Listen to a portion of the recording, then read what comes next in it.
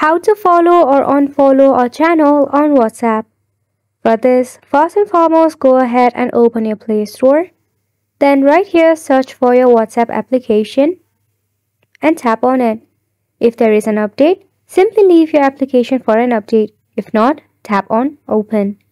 Then tap on Updates.